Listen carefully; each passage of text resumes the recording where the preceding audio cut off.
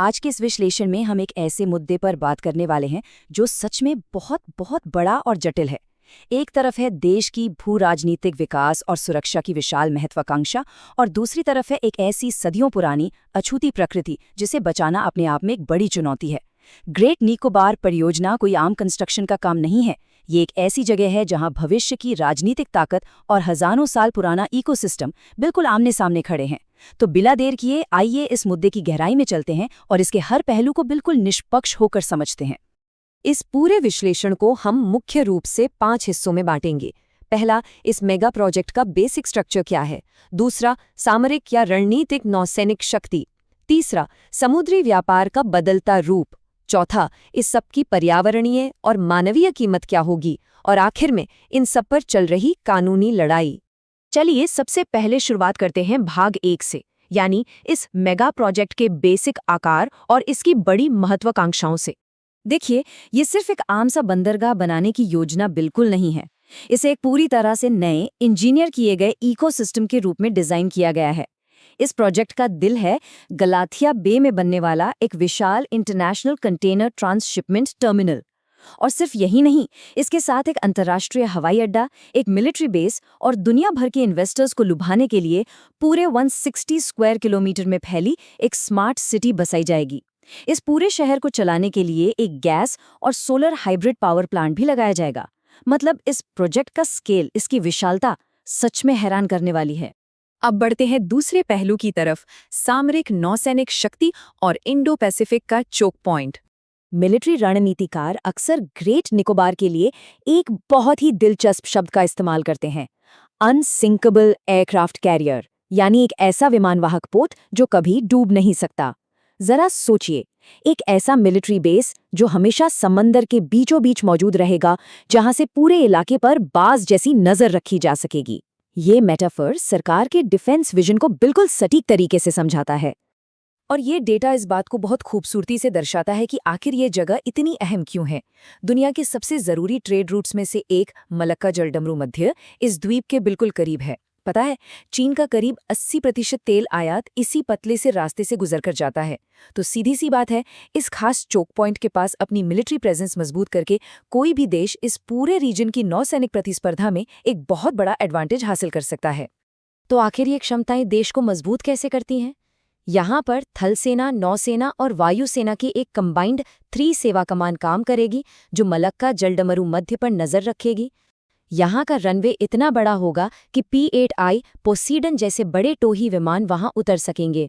असल में चीन जिस तरह से म्यांमार, श्रीलंका और पाकिस्तान में पोर्ट्स बनाकर अपनी स्ट्रिंग ऑफ पर्ल्स नीति के तहत अपनी पकड़ मजबूत कर रहा है, ये प्रोजेक्ट उसे एक सीधा रणनीतिक जवाब माना जा रहा है।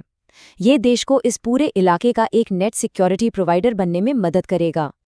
इसके बाद आइए तीसरे हिस्से पर बात करते हैं, समुद्री व्यापार में बदलाव और इसके आर्थिक फायदे।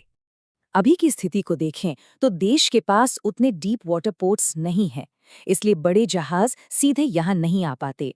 होता यह है कि पहले माल कोलंबो या सिंगापुर उतरता है, वहां भारी ट्रांसशिपमेंट फीस देनी पड़ती है और फिर वहां से छोटे जहाजों के जरिए सामान यहाँ लाया जाता है। लेकिन सोचिए, जब गलाथिया बे टर्मिनल बन जाएगा तो स्थिति बिल्कुल बदल जाएगी। ये जो अरबों डॉलर का रेवेन्यू अभी बाहर जा रहा है, वो सीधे तौर पर देश के अंदर ही रहेगा। इस सब का अंतिम आर्थिक लक्ष्य क्या है?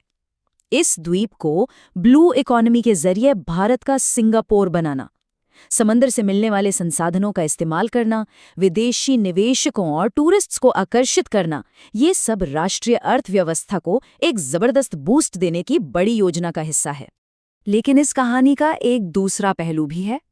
अब हम चौथे हिस्से पर आते हैं, इस प्रोजेक्ट की पर्यावरणीय और मानवीय कीमत। एक ऐसा समझौता जिसकी मिसाल पहले नहीं मिलती।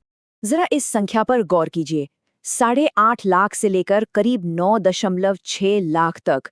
ये कोई छोटा मोटा आंकड़ा नहीं है।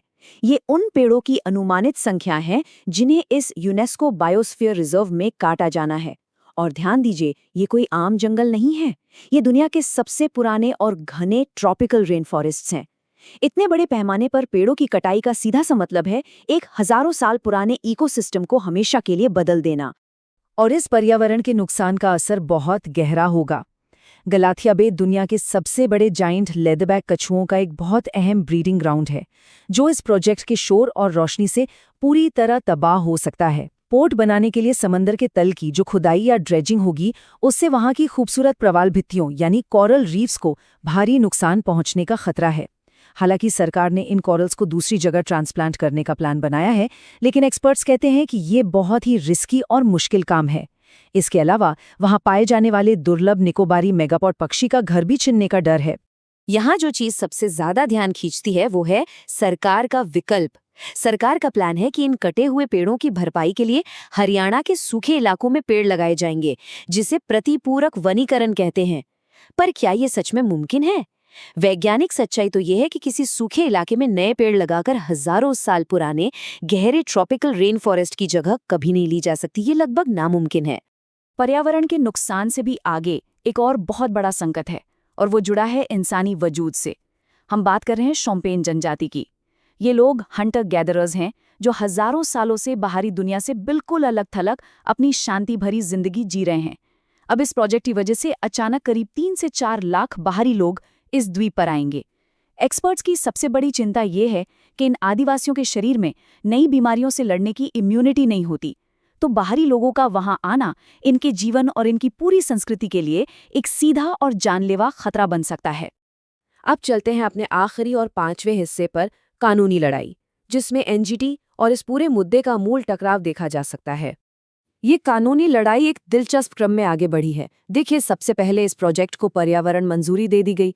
उसके तुरंत बाद पर्यावरण कार्यकर्ताओं ने नेशनल ग्रीन ट्रिब्यूनल यानी एनजीटी का दरवाजा खटखटाया और कहा कि इसका असेसमेंट बहुत जल्दबाजी में हुआ है। एनजीटी ने बात सुनी और एक हाई पावर्ड कमेटी बना दी, लेकिन जो चौथा और सबसे ज्यादा विवादित कदम रहा वो ये कि जब उस कमेटी ने अपनी आखिरी रिपोर्ट दी तो सरकार ने उसे पूरी तरह से गुप्त यानी सीक्रेट रखा। इस पर पब्लिक में ट्रांसपेरेंसी को लेकर काफी नाराजगी देखने को मिली। कानूनी चुनौतियां काफी स्पेसिफिक हैं।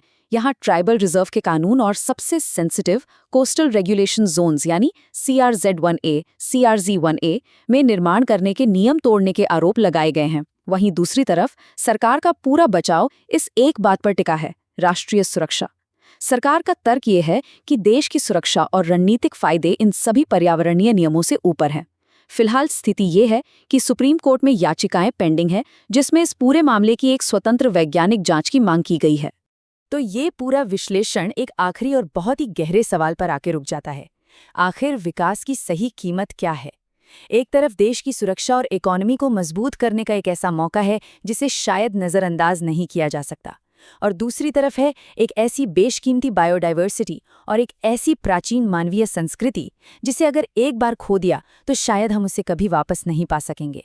हमने दोनों पक्षों के तथ्य सामने रख दिए हैं। अब सोचना यह है कि आखिर इस नाजुक संतुलन को कैसे बनाए रखा जाए।